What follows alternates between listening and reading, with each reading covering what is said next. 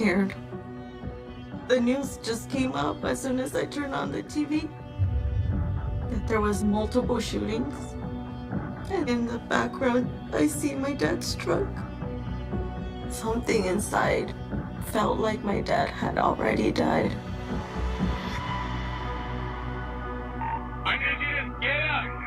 Get up slowly. Put your hands on top of your head. It happened so fast. I felt my body against the wall and being taken off of my feet. My mother was trying to get him to stop, pleading with him. That was the last time I saw her. He said, "I'm sorry to be the one to tell you this, but Nasbah's passed away." And I said, "He killed her, didn't he?" Blamed myself for a long time because I knew she was in danger. I could have saved her.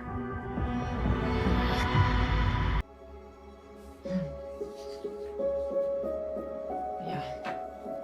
This was the victim's impact statement I read. Nasbah and I weren't friends for decades upon decades, and we won't get the chance to be.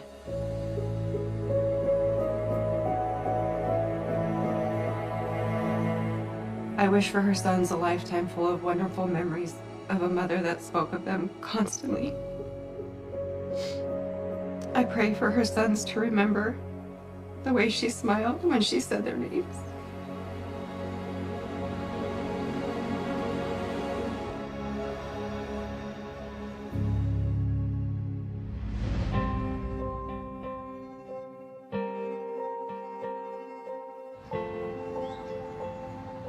I owned a carpet and tile cleaning company.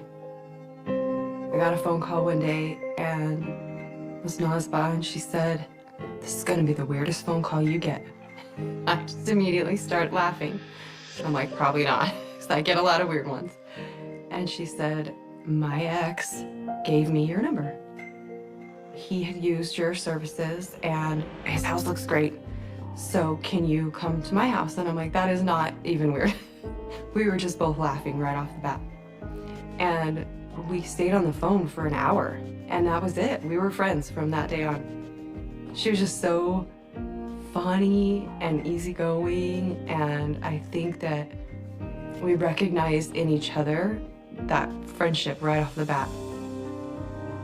I believe that we met for a reason. I believe that I was there to be her friend.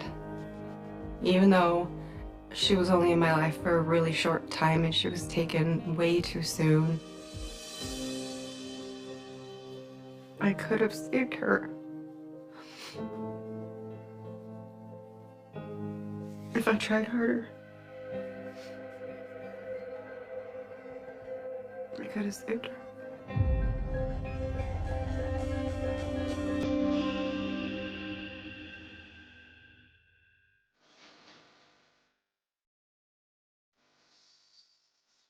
I took this picture.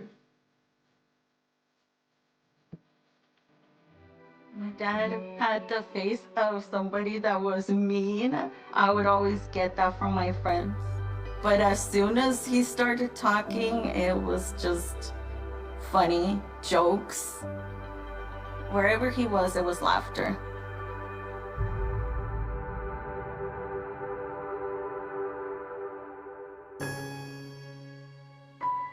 His name is Tomas Olivas Ornelas. He was born in Chihuahua, Mexico. We all came here when I was 5. My mom and my dad, my brother, and we've been in Phoenix ever since. My dad worked in construction his whole life, and he would always call during his lunch breaks to tell me the most random joke or to tell me the most random story. Those calls were just the best. That would just brighten up my whole day.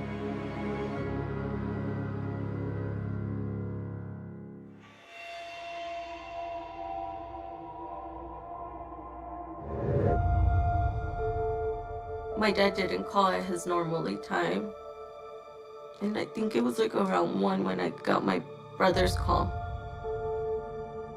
It was him looking for my dad to see if he had called. Did I know anything about him? He tells me that he had gotten a call from my dad's coworker because he hadn't arrived to work, and there was an accident that involved a truck that looked just like my dad's. I'm like, let me call him and I'll call you back. And I call and he doesn't answer. I call my brother back and I'm like, I'll go check. I'm closer. I'll drive and stop by to the house and see if he stayed home.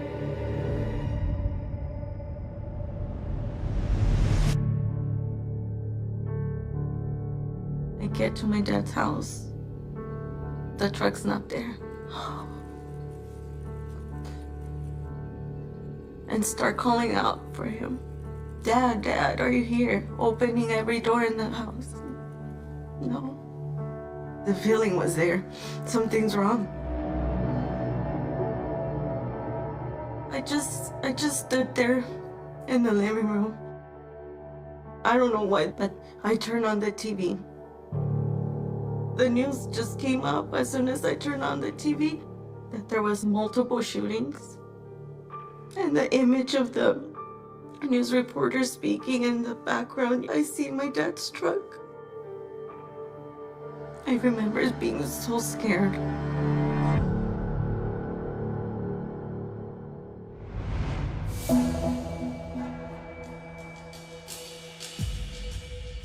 I received a call on May the 31st, 2016, from the detective who was assigned the case.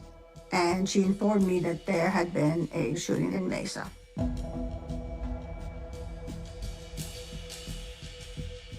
The Mesa Police Department sent me pictures of the scene, and they also sent me a summary of what happened thus far. Around 3:31 in the morning, the Mesa Police Department receives a 911 call. There's a female on the line. She's obviously distressed and scared. Help me, help me. He had a rifle in the car and he wanted to get me. Stop!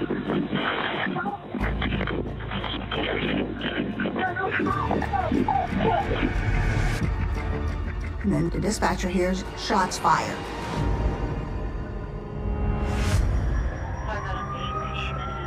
Mesa police race to the scene. When they arrive there, they have no idea what's going on. They see a white SUV that's partially on a curb and a white truck that is a little ways behind it. They see a woman with massive injuries, a lot of blood, and she is very close to the truck.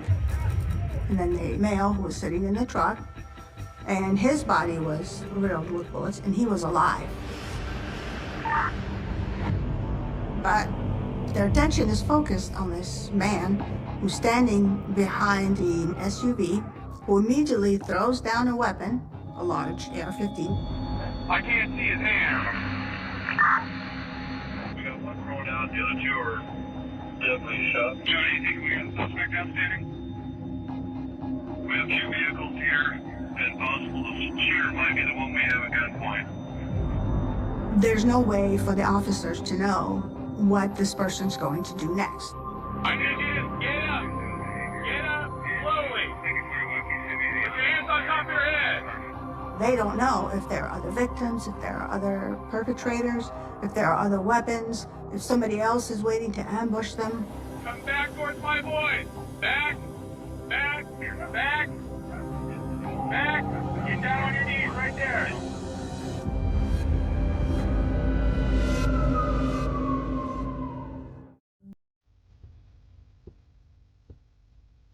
I remember sitting in the car with my mother. She was eating a pear. So I said, Mom, what is that? And nonchalantly, it's a pear. Do you want some? And for whatever reason, sharing a pear at 4 years old with my mother is one of the things I think of a lot. And maybe because it reflects the little moments that you never get to have again.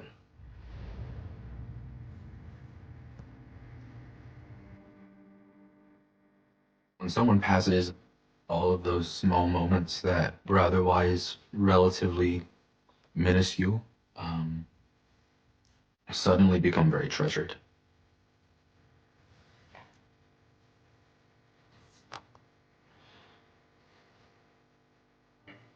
I mean, if anyone saw her, the first thing they would notice is how beautiful she was, and then her love for her children. Unfortunately, I don't have a lot of photos of my mother.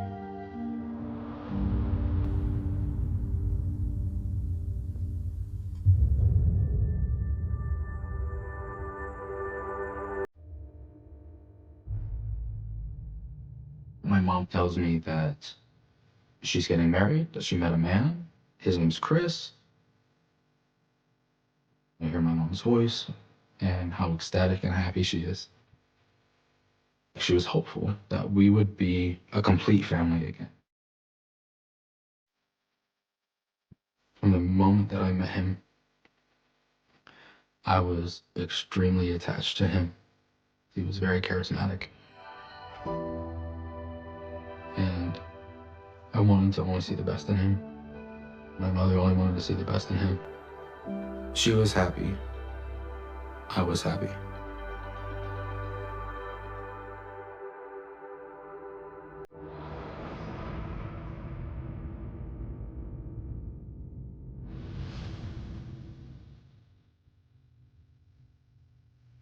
When I met Nazba, she was a stay-at-home mom. She had 3 boys. Nazba had told me that Chris had proposed the first day that they met, the first time they saw each other. Like, ultimately, very sweet and romantic. The boys and her husband were her life. But she was very private. She would let tidbits go at a time, not let's sit down and talk for hours about my life. So I just kind of had to gather what I could. And then as we got closer, I start to pick up on some things.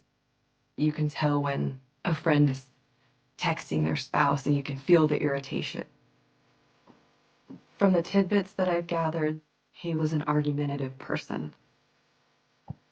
And then Nazla started to open up to me about Chris is having some problems. You know, Chris is using drugs. Chris has some addiction problems. She would say things like, you know, he's having a bad day. She loved him. I think she wanted him to get better. And I don't think she knew what to do.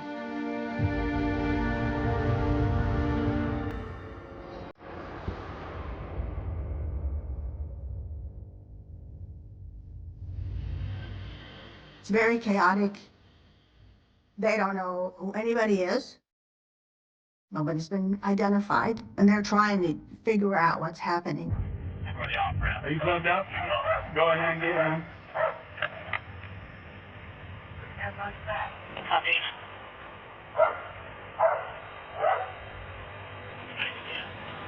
Don't move. The suspect was arrested on the scene.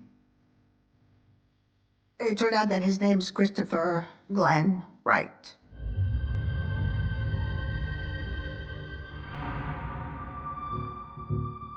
The officers get him to the substation. He becomes very combative, and so they had to tase him.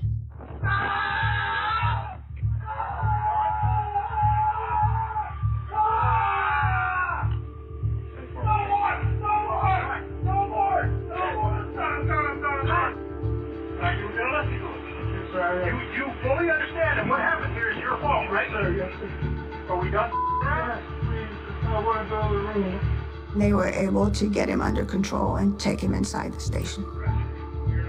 His behavior is very typical of someone who is high on a stimulant. He's saying nonsensical things. Christopher's interview was very disjointed, to say the least.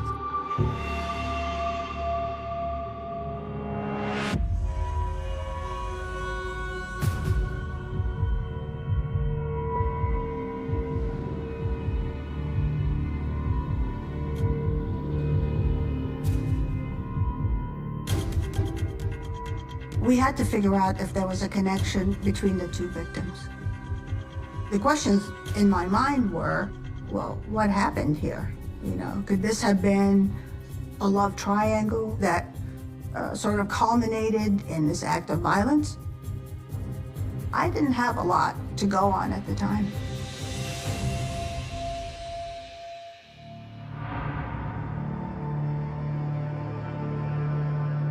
Later that afternoon, I received a call from the detective saying that he had actually confessed to what happened. Pittsburgh, Detective Van Galder. How are you? I'm doing okay. I understand that you wanted to speak with somebody. Is that correct? Yes, ma'am. I will tell you the truth about all things. Everything. And the justification. Start to finish. She needed to die because she was cheating. She was cheating on a man.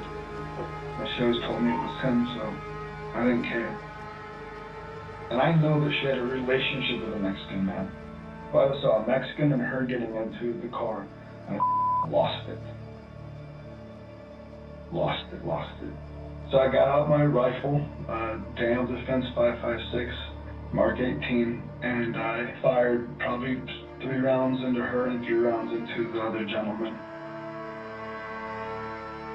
He accused Tomas of being there to meet Nazba, that he and Nazba were having an affair.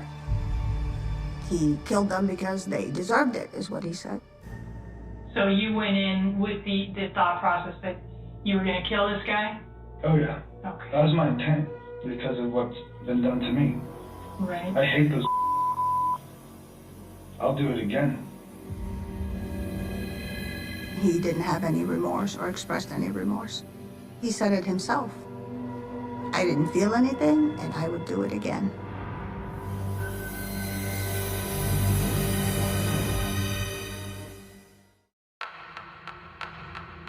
Lisa, please, how can I help you? Hi, I'm calling to get some information on the shooting in Mesa. I just saw it on the news. It looks exactly like my dad's truck, and we're not able to locate my dad. Okay. Officers are still working on it. I'll have one of our officers give you a call. Nobody could give me no information. I start Googling hospitals in that area. I call them.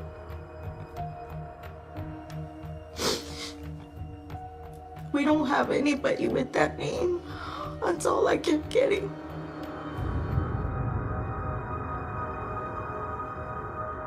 I called my mom at work. My mom said she was coming over. There was a deep sadness because something inside felt like my dad had already died. I wouldn't go away. Hours went by. Still no phone call. And then I look out the window, I see the detective's car parking in the driveway. I'll never forget my mom's face. She just took a deep breath. Didn't say anything. She just sat there. It took us a long time to decide who was gonna open the door. I don't think any of us wanted to, because deep down we knew what they were gonna say.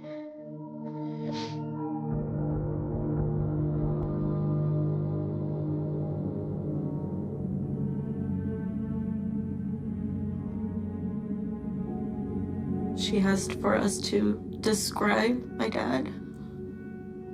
Characteristics of like any tattoos, scars.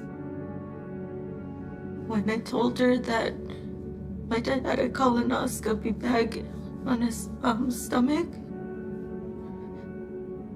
I remember her just looking down and saying, yes, that's him. And then she confirmed that he had died in the hospital.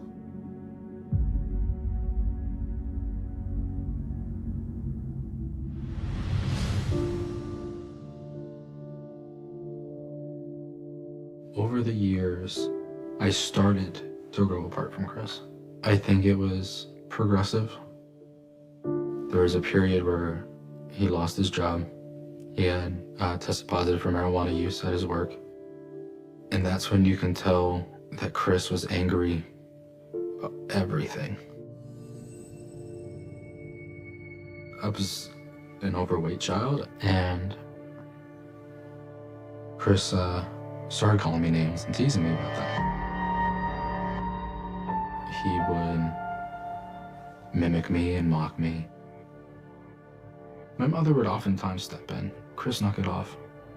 Chris, stop.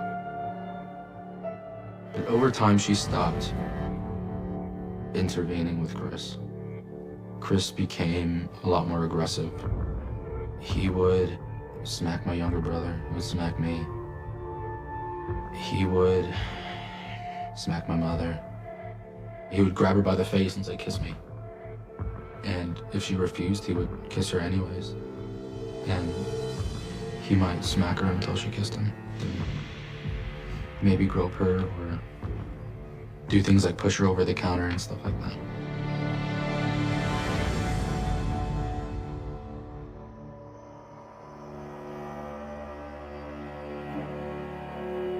In April or May of 2016, right before she passed, Nazba texted me a picture of a badly broken arm. And she said Chris broke my arm. He slammed it in a door. And I was, "Are you gonna leave? Can I come get you?" And she said no. Chris is gonna go to rehab. Hopefully it'll work this time. I was like, this is severe. This is bad. You know, she confided in me a little bit. She was gonna seek a divorce. And there was a big issue about the rehab asking her not to seek a divorce while he's in rehab because he's not in any state to sign any documents. And I was heartbroken, terrified, scared for her. I said, "I am coming to your house. I will pack your bags. I will bring you and the boys to my house." I was begging her to leave. She said, "No, I can't. I can't leave the house. I can't." I never heard from her again. That was it.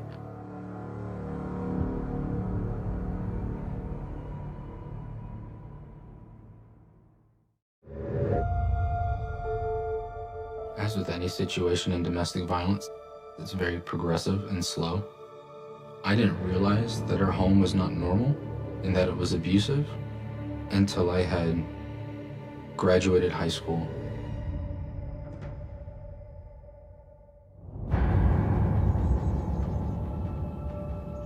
One of the last days that I saw my mom alive. He's calling me these things, belittling me, and I decided that I had enough of Chris. So I remember walking toward the door so that I can get in my car and leave. That's when I look over my shoulder and I see Chris coming toward me. It happened so fast. I remember him pinning me against the wall and picking me up by my neck. And he smacks me. I felt my body against the wall and being taken off of my feet. The only thought I had was escape. I used my legs to get him off and kicked him off of me. He stumbles back, and I leave.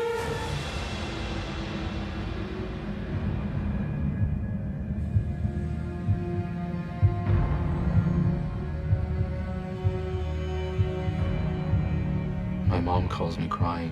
"Why did you do that to Chris?" I said, I'm tired of Chris treating us this way. I'm tired of Chris controlling us. I'm yelling this to my mom. You know, Chris is awful, Chris is terrible. I genuinely was tired of him.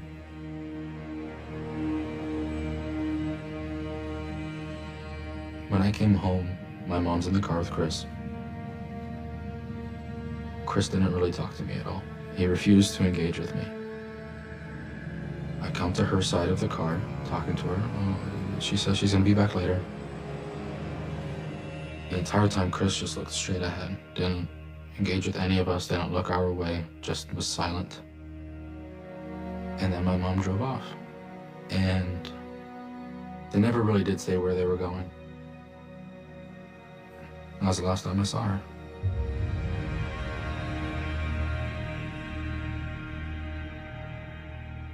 After that, I went up to my room, I watched some TV on my bed, and then I went to sleep.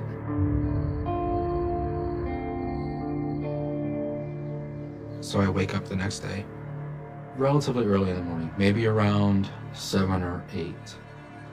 There's some knocking on the front door. I didn't know where my mother and Chris were. My older brother, my younger brother, myself. We go downstairs and there's 2 detectives. And they ask us questions individually, separate from each other. They asked me to describe the relationship between your mother and Chris. They asked, is Chris abusive? Would Chris hurt your mother? I defended Chris. I mentioned that he was just a strict parent and that he wouldn't hurt anybody. I was anticipating my mother and Chris coming home. And as a result, I didn't want any retaliation from Chris.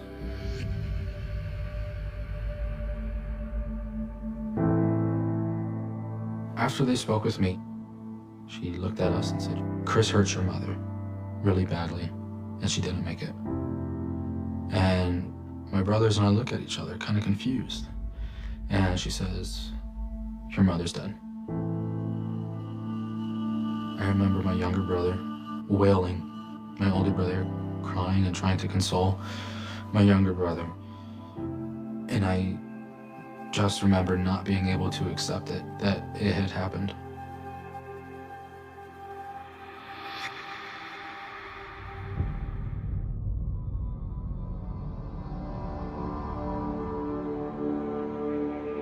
My mother and Chris came home that night.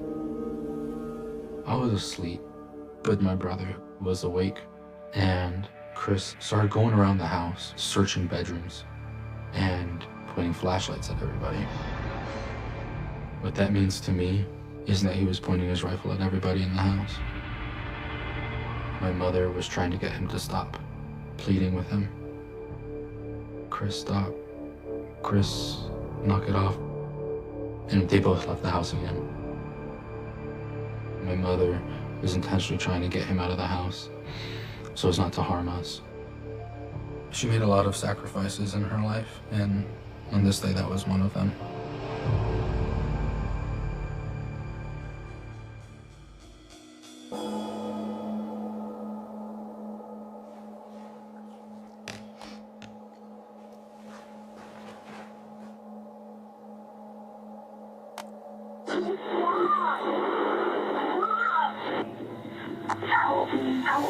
He had a rifle in the car and he wanted to get me.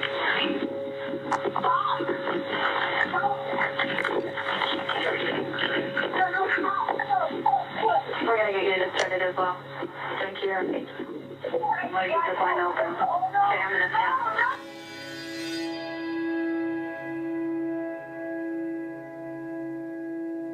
It's hard to listen to, knowing that those are the last few words that Nazba ever spoke, and they were in terror.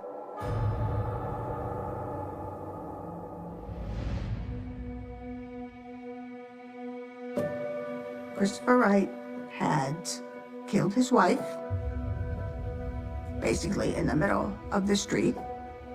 And not only did he shoot her, but Christopher Wright shot someone who he thought was meeting Nasba, his wife. I requested the phone logs for both Nasba and Tomas. And we went through it piece by piece to see if Tomas had ever called Nasba or whether she had ever called him. There was none of that. No indications of that. Nothing. So despite Christopher continuously telling during his confession that Tomas and Nasba were having an affair, there's no indication anywhere that those two knew each other. So what we're trying to do in this case was to dissect the whys more than anything else. Why did Christopher decide to kill his wife on that particular early morning hour, and why he decided to kill Tomas as well?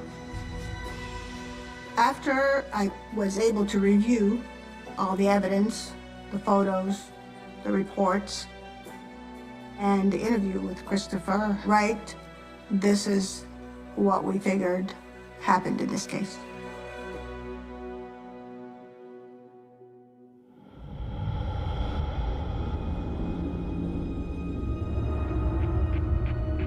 Christopher Wright has been angry. He had been using a lot of drugs.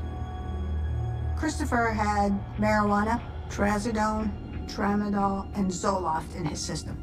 He admitted to buying an 8-volt and basically using it during those just 2 or 3 days, which is incredible. He was facing a divorce that he did not want. Christopher's intent, this is according to him, was to crash the vehicle somehow and kill her. He started driving extremely fast at 120 miles an hour. And what happened is he turned his wheel a little too early, ends up caught on the curb. So when that happens, Nasba sees her chance. She opens the door to leave. Christopher grabs the AR-15, which is sitting in the back seat behind him.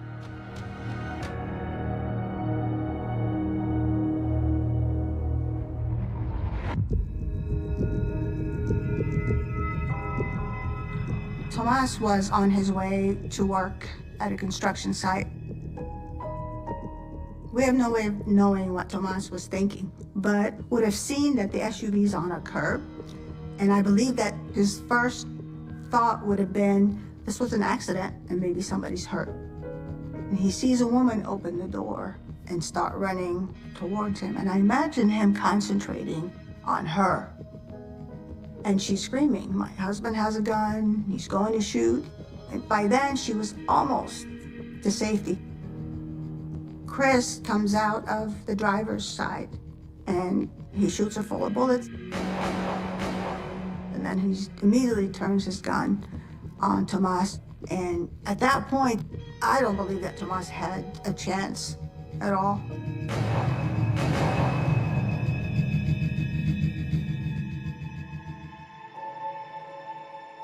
Unfortunately for Tomas, he was at the wrong place at the wrong time. So it just really struck me hard. The fact that Tomas was pulling up there to help her. This man stopped to help a complete stranger, and he was murdered as well. And that's the scariest part of all.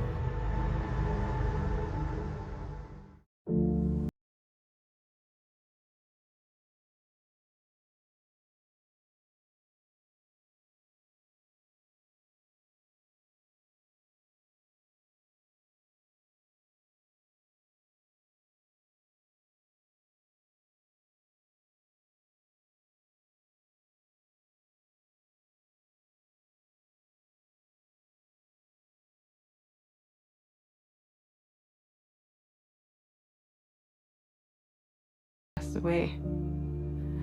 And I said, he killed her, didn't he? Blamed myself for a long time because I knew that she was in danger. I felt helpless and weak and vulnerable for her. And knowing that I couldn't get to her, it was terrible. And knowing that I was right was worse.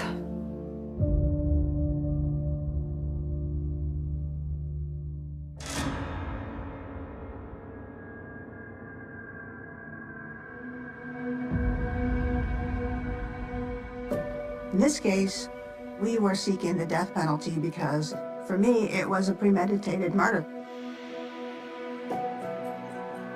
Christopher had taken that AR-15 and had put it in the back seat where he could have easy access to it. So that's the premeditation for me. And what bothered me the most is he was not sorry or remorseful.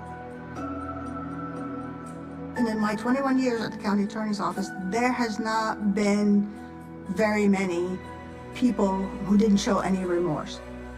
But Chris pled guilty to avoid the death penalty.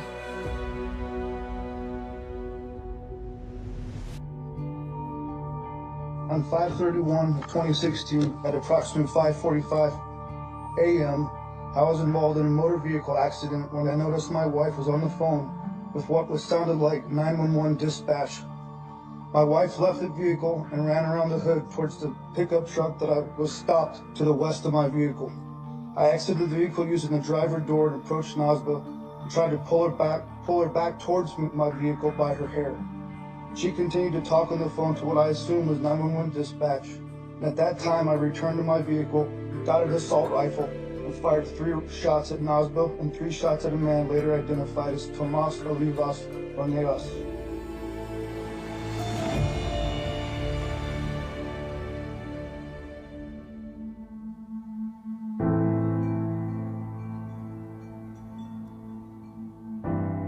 That day at Chris's sentencing, it was really hard.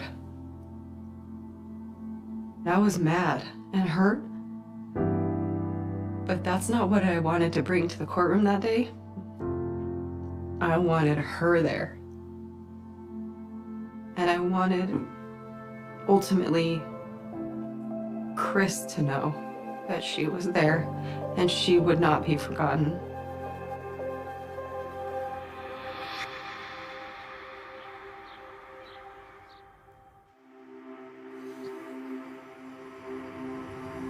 I didn't know him at all, but this is the guy that helped my mother.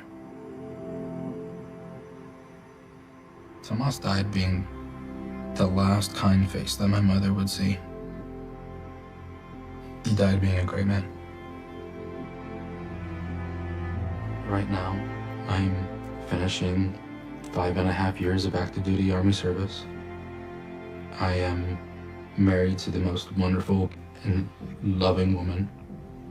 She loves her children just as much as my mother loved us. I think she would be proud of all of us. But there's no amount of words that I can put together in a sentence to express how much I miss her, or even just what I would say to her if I had a chance to speak to her again.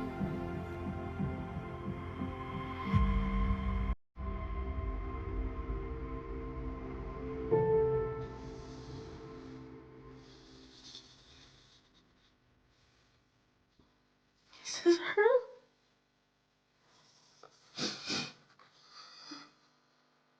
She's beautiful.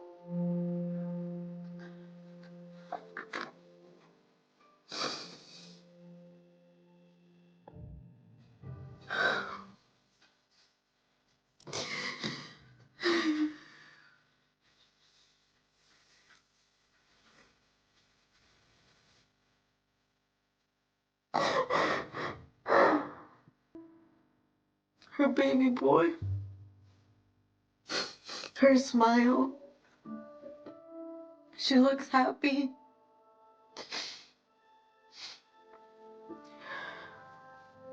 And he took that away from her.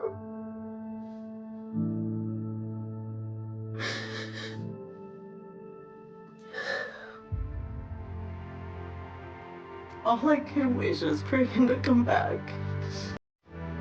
I would give anything for that one phone call to tell him that I love him, that I miss him. He's a hero.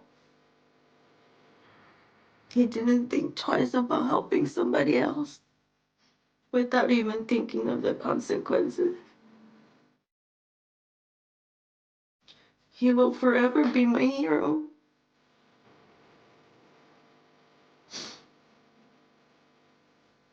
If only more people were like him.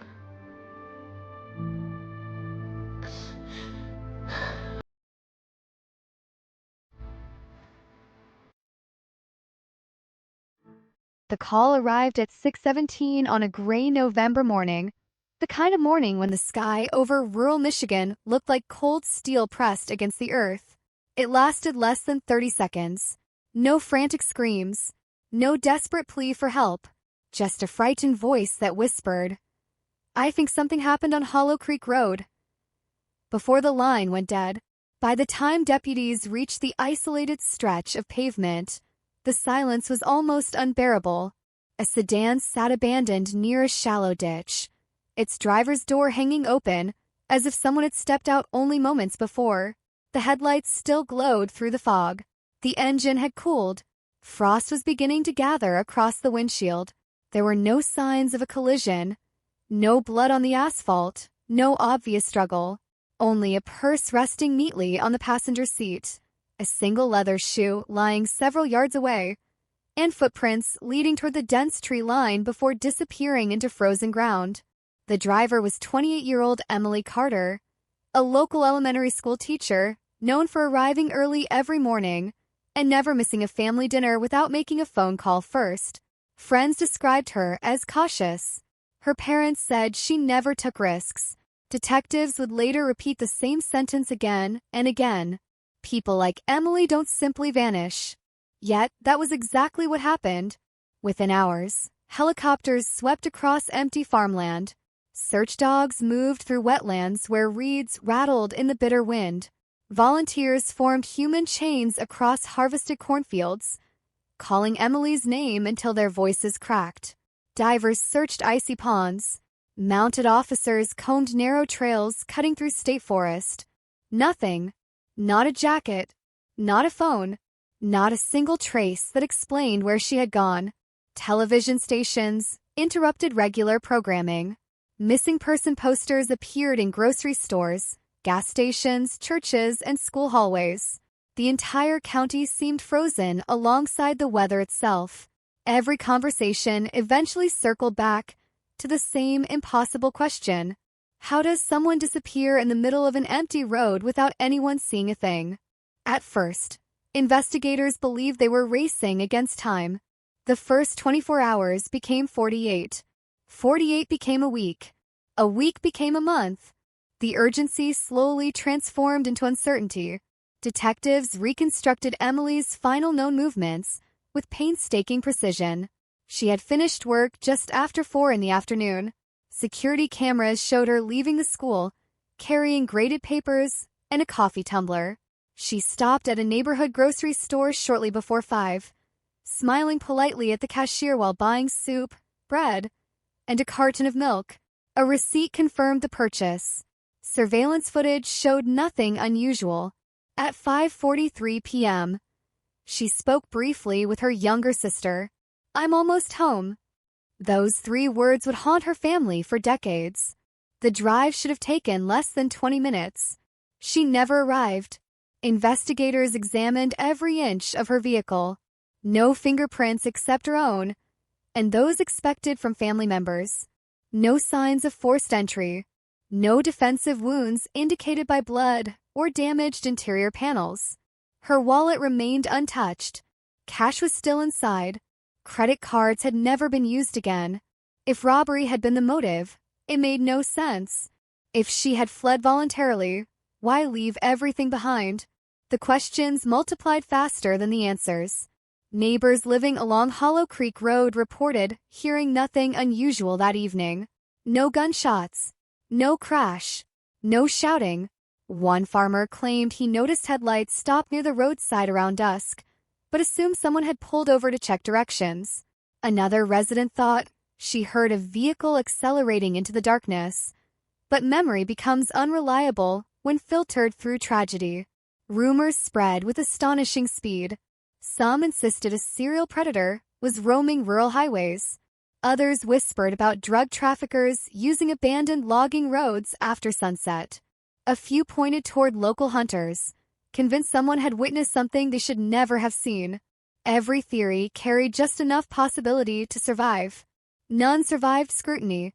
Detectives interviewed hundreds of people, co-workers, former classmates, neighbors, ex-boyfriends, customers from the grocery store, truck drivers who regularly use the highway, gas station employees working overnight shifts, even travelers passing through neighboring counties.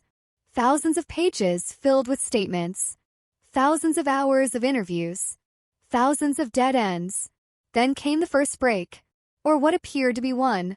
A man contacted investigators claiming he had seen Emily speaking with another driver near the shoulder of Hollow Creek Road. According to his account, the second vehicle was an older pickup truck with faded blue paint and a damaged rear bumper. He described a tall man wearing a dark hunting jacket standing beside it. Officers identified dozens of trucks matching the general appearance. One by one, they were located. One by one, each owner was questioned. Alibis were confirmed. Vehicles were inspected. Nothing connected them to Emily's disappearance. The witness later admitted he was uncertain about the date. He could no longer swear he had seen the encounter that evening. Another promising lead collapsed. Winter tightened its grip across Michigan. Snow buried tire marks that might have revealed something important. Streams froze. Animal tracks covered old footprints. Nature erased evidence faster than investigators could uncover it. Emily's parents refused to stop searching. Every weekend, they drove the same roads. Every spring, they returned after snow melted, hoping changing seasons might expose something overlooked. Every autumn, they walked through forests carpeted with fallen leaves. Birthdays passed. Christmas dinners grew quieter. Her bedroom remained untouched. The calendar moved relentlessly forward, while time inside the Carter household seemed permanently trapped on that November evening. As months became years, the missing person investigation slowly transformed into something investigators dread above almost everything else. A cold case. The files expanded into towering boxes packed with photographs, interview transcripts, maps, forensic reports, handwritten notes, anonymous tips, and theories that had once seemed promising before quietly fading into disappointment. New detectives inherited old frustrations. Fresh eyes reviewed familiar evidence. Technology improved. Hope returned, then disappeared again. Several anonymous letters arrived over the years. One claimed Emily had been murdered by someone she trusted. Another insisted she had run away and started a new life under a different identity. A third included a crudely drawn map pointing toward abandoned farmland nearly 30 miles away. Excavation teams searched the location. Nothing. Anonymous tip after anonymous tip produced the same crushing result. Nothing. Psychics contacted the family. Self-proclaimed investigators promised hidden truths.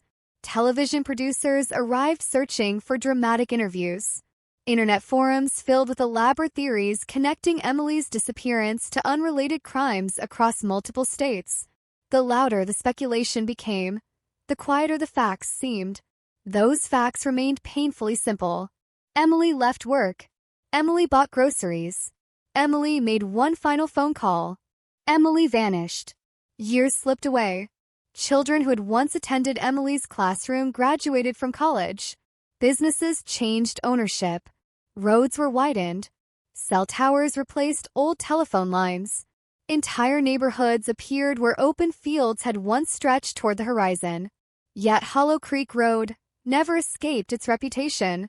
Drivers slowed unconsciously while passing the location.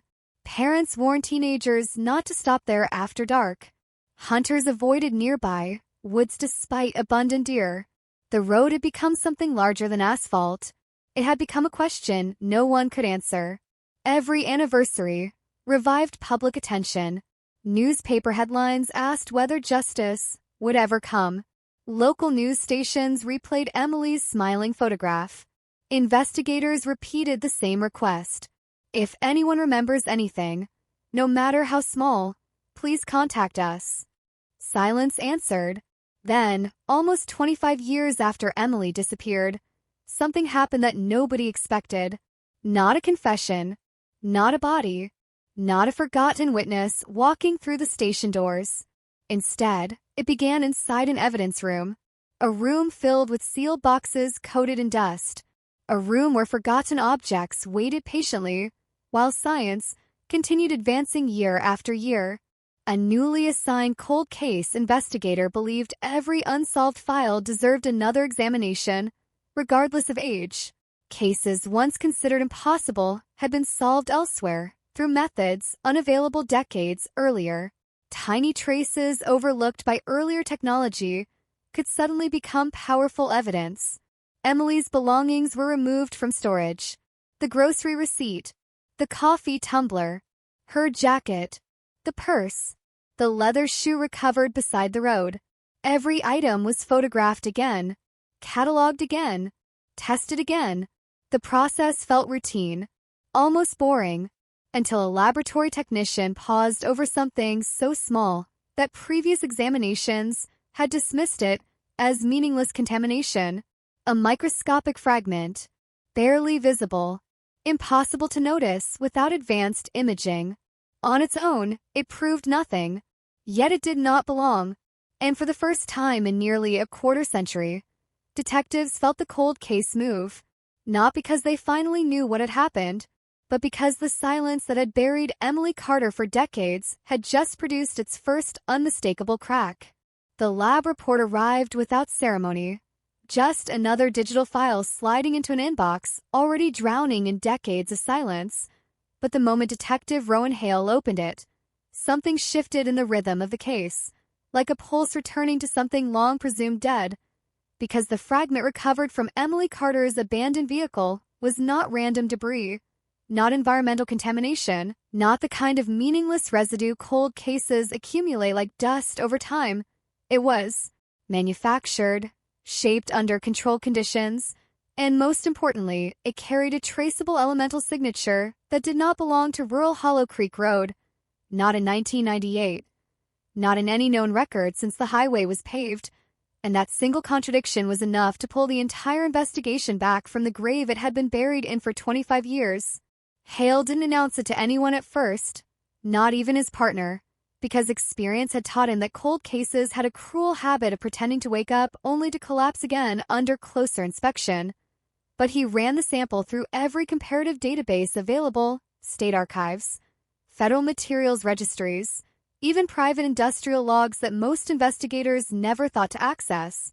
And then, late into the night, the system returned a partial match linked to a defunct metal fabrication contractor that had operated briefly on the outskirts of Lansing before shutting down abruptly in the early 2000s, following a series of internal disputes and missing inventory reports that were never fully investigated. The name of that contractor meant nothing to the public, but inside law enforcement circles it triggered something more dangerous than clarity. It triggered memory, because the company had once supplied components to multiple municipal infrastructure projects, including road maintenance equipment distributed across several counties, and Hollow Creek Road had been resurfaced during that exact operational window, which meant the fragment could have entered the environment through dozens of innocuous channels. Yet the probability of its presence still narrowed the field of possibilities in a way that made Hale's instincts tighten. Because randomness in cold cases is often an illusion hiding structure beneath it, he requested the original evidence logs, then the chain of custody records, then the storage transfer documents, and what he found was not corruption, not tampering, but something more unsettling. Negligence layered over time like sediment, small inconsistencies in labeling, a misfiled evidence tag corrected years later without explanation, a gap of 17 hours where the physical location of Emily Carter's purse was not officially accounted for. And in that gap lived the kind of uncertainty that investigations either collapse under or grow from, depending on who is willing to follow it. Hale chose to follow it, He reopened witness statements, not the summaries but the raw transcripts, reading them line by line as if they were testimonies spoken in real time. And one detail began to stand out not because it was new, but because it had been ignored. A recurring mention of a second sound on Hollow Creek Road that evening. Not a crash, not a scream, but a low mechanical oscillation described differently by each witness, yet always consistent in tone. Something like an engine struggling to maintain rhythm. Under load. Something older than modern vehicles. Something that did not fit the profile of any civilian traffic expected in that area at that time. The original investigators had dismissed it as memory distortion, rural noise confusion, psychological contamination for media coverage. But Hale noticed that every description clustered around a specific time window, between 6:05 and 6:20 p.m., which aligned precisely with Emily's last phone call. And that alignment changed the noise from anecdote into pattern. He drove the route himself at night. Same season. Same weather conditions recreated as closely as possible. Fog rolling low over the fields, headlights carving narrow tunnels through darkness. And as he passed the stretch where Emily's car had been found, he recorded something that no report had ever captured, a subtle dip in the road accompanied by an acoustic echo pattern consistent with vehicles stopping and restarting under uneven terrain. A feature that would not have stood out in 1998, but became measurable with modern sensor equipment, and that realization reframed everything, because it suggested not disappearance, but interruption. Back at the station, Hale requested satellite imagery archives, old traffic studies, agricultural land use maps, anything that could reconstruct movement patterns around Hollow Creek Road during that period, and buried in a scanned municipal planning document, he found reference to a temporary logging access route that had been active for less than 6 months, unofficial, poorly documented, used primarily by private contractors moving timber shipments during a state backlog in regulated transport permits, and that route intersected within visual range of the exact location where Emily's car had been discovered. The implication was immediate and uncomfortable, because it meant Hollow Creek Road had not been as isolated as previously believed. It had been intersected by transit industrial activity that left almost no permanent record. And that kind of invisibility creates the perfect conditions for events to occur without witnesses who understand what they're seeing. Hale requested financial records tied to local subcontractors, cross-referencing employment logs, fuel purchases, maintenance invoices, anything that could indicate movement patterns of vehicles capable of operating in rural terrain at the time. And one entry surfaced repeatedly across multiple datasets. A private hauling service registered under a now-dissolved LLC, operating primarily in seasonal forestry contracts, with vehicles that included older pickup trucks matching the general description given by a single early witness decades earlier, the same witness who later recanted his certainty. The company's last known owner had died 7 years prior, but Hale tracked down archived insurance filings, and within those filings was a vehicle identification number that triggered a slow but unmistakable reaction in the system. Not a match to the case itself, but a link to a repair record involving front-end damage consistent with a roadside impact event occurring within a narrow time frame around Emily Carter's disappearance. Still not proof, still not resolution, but no longer noise. Meanwhile, Emily's family was notified that the case had been reopened under new forensic review protocols, and for the first time in years they were asked not about what they remembered, but about what they had never been asked before, the smallest details surrounding ordinary routines, phone habits, travel habits, emotional state in the weeks leading up to her disappearance, and in those conversations something subtle emerged, not contradiction, but texture.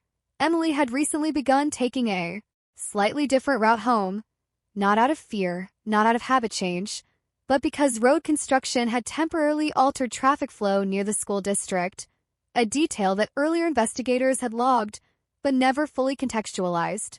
That alternate route, when mapped, placed her directly within reach of the logging access corridor. And suddenly the case was no longer about disappearance. It was about convergence. 3 systems overlapping in time. An isolated road, a temporary industrial route, and a single vehicle that never made it home. Hale stood again at Hollow Creek Road just before dawn, watching frost gather along the edges of the asphalt, and for the first time in 25 years of silence, he stopped thinking about what had been lost and started mapping what had physically been there. Because cold cases do not begin with absence, they begin with presence that was never fully understood. And as the sky lightened into a pale, unforgiving gray, he realized the most dangerous part of the investigation was not what had been hidden. It was what had always been visible, waiting for someone patient enough to notice it had never gone away. The first real fracture in the silence came not from a confession, not from a witness stepping forward, but from something far more unsettling. Forgotten storage unit on the edge of Jackson County that had been sealed under a defunct towing company's name for over 2 decades. Its existence buried in municipal tax records that no one had thought to question until Detective Rowan Hale started cross-referencing every business entity connected, even loosely, to road recovery contracts in the late 1990s. And what made it stranger was not the unit itself, but the fact that it had been flagged once before, briefly, in an internal audit that never reached follow-up stage, marked simply as non-essential retention pending disposal, a phrase that in practice meant abandonment disguised as procedure. When the unit was finally opened, the air that escaped carried the smell of rusted metal and old oil soaked into plywood, but beneath that was something more precise, something almost deliberate, as if the space had once been used for controlled storage rather than neglect, and inside, under a collapsed tarp hardened with age, investigators found vehicle components that did not belong to any documented police recovery, not officially logged, not tagged, not entered into any chain of custody system that survived the passage of time. And among those components was a damaged rear bumper assembly bearing paint layers inconsistent with standard civilian repair records, suggesting at least one undocumented refurbishment, possibly to conceal damage rather than restore function. Hale arrived before the items were fully cataloged, standing in the threshold of the unit as if distance itself might preserve clarity. And what struck him immediately was not what was present, but what was absent, because there were no records explaining why such material had been stored here at all, no worn trail, no seizure documentation, nothing connecting it to Emily Carter directly or indirectly, and yet something in the arrangement felt intentional, like evidence assembled and then abandoned mid-thought. The forensic team extracted microscopic samples from the bumper surface, and within hours the lab confirmed something that shifted the investigation from speculative reconstruction into structural possibility. Because embedded within the paint layers were trace compounds matching the same rare industrial signature found in the fragment recovered from Emily's vehicle, not identical in composition, but consistent in origin category, suggesting they may have come from the same limited production batch of materials distributed during that brief operational window tied to the defunct fabrication contractor. It was not a conclusion. It was a corridor, a narrowing path, and Hale understood immediately that corridors in cold cases are more dangerous than dead ends, because they create direction without certainty, pulling investigators forward on the assumption that momentum equals truth. He ordered a full reassessment of all vehicles connected to the towing company's historical contracts, and that request opened a second layer of the past, one that had never been fully examined because it sat outside criminal suspicion at the time, a network of subcontracted roadside assistance agreements used by local municipalities during winter overflow conditions, when accidents increased faster than official response units could handle, and private operators were temporarily granted access to clear vehicles from highways under loosely supervised arrangements. Within those records, a pattern emerged that had been invisible in 1998 because it was too ordinary to stand out.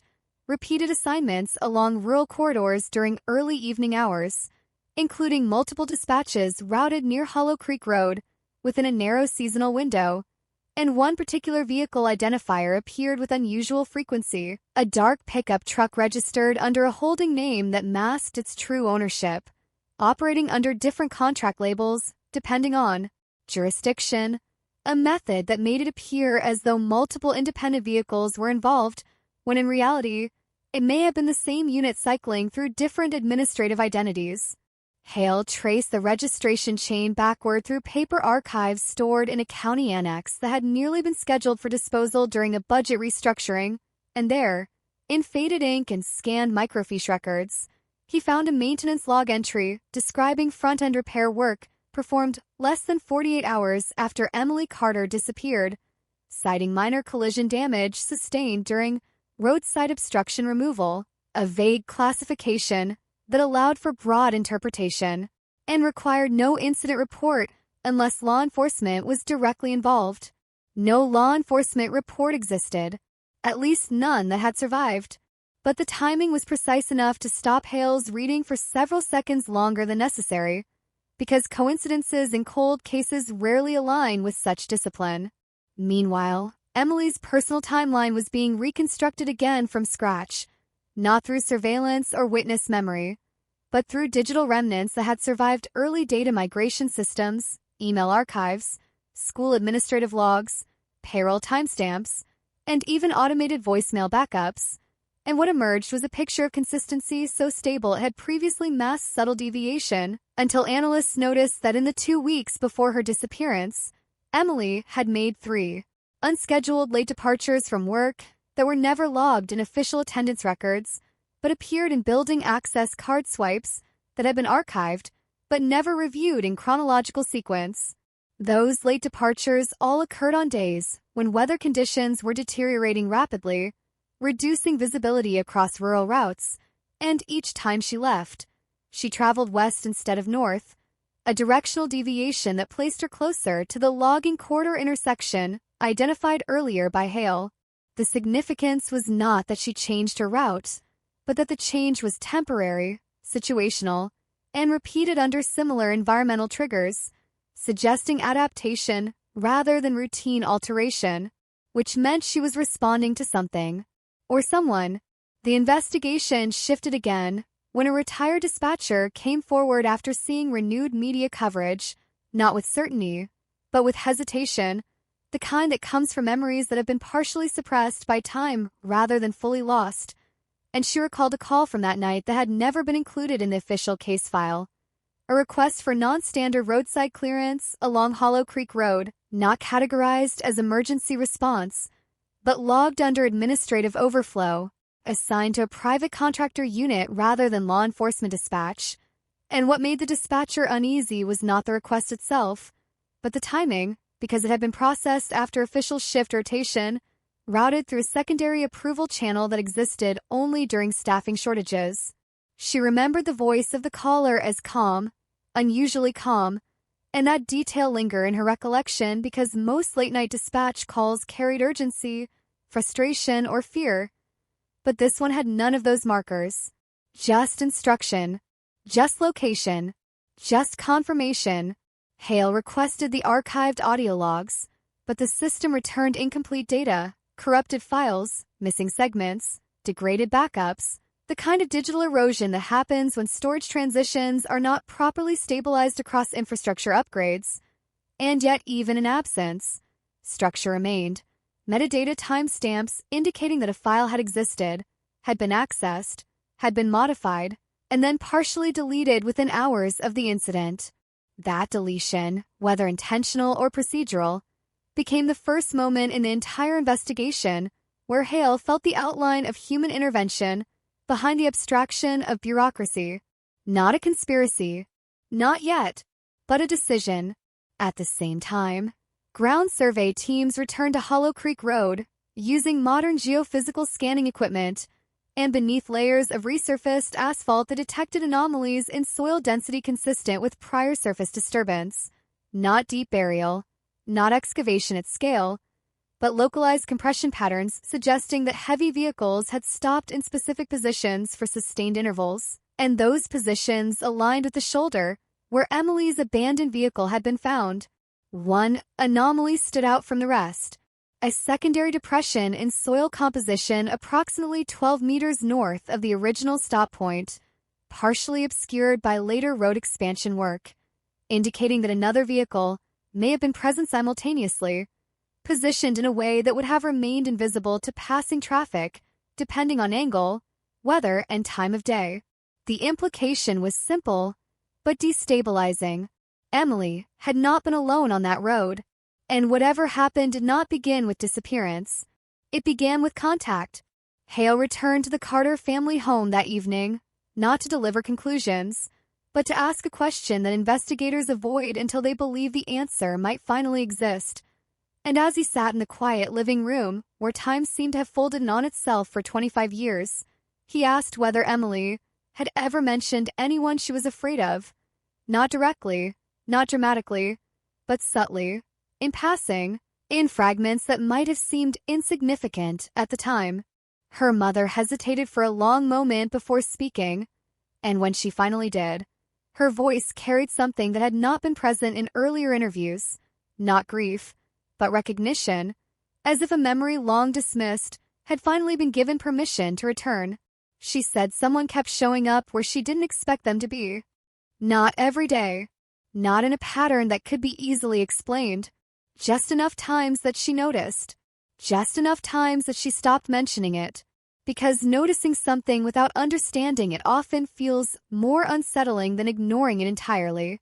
Hale left the house just before midnight, and as he drove back toward the station, the road ahead felt narrower than it should have. Not physically, but perceptually, as if the investigation itself had begun closing around a central point that had waited for decades to be reached. And somewhere beyond that narrowing corridor of evidence, Hollow Creek Road waited again, unchanged in geography, unchanged in distance, but no longer understood as empty, because emptiness had never been the truth. Only the absence of understanding had been. The moment the phrase, "someone kept showing up where she didn't expect them to be," entered the case file, it stopped being an abstract cold case and started behaving like something with structure, something that reacted when pressure was applied, and Detective Rowan Hale could feel it in the way every piece of evidence began to subtly realign around a single invisible axis, not pointing to a name yet, not pointing to a suspect, but pointing to proximity, because proximity is often the first truth a case reveals before identity ever follows. He went back to Emily Carter's digital footprint again, this time not searching for obvious anomalies, but for repetition disguised as coincidence, and what surfaced was not dramatic at first glance. No threatening emails, no flagged communications, no criminal associations, only a quiet pattern buried inside school system logs and outdated maintenance requests, where Emily had repeatedly submitted minor facility concerns at work that were all logged, all resolved, all forgotten, except for one detail that now stood out with uncomfortable clarity. Every one of those reports referenced disturbances near exterior entrances at roughly the same time of day. Late afternoon transitions, when staff movement was highest and attention was lowest. The reports described doors left slightly ajar, storage closets found unlocked, footprints in freshly mopped hallways. Nothing that would normally escalate beyond routine maintenance, but the consistency of timing created something that no one had recognized before. A behavioral signature not of violence, but of presence, as if someone was repeatedly intersecting her environment without triggering formal alarm responses.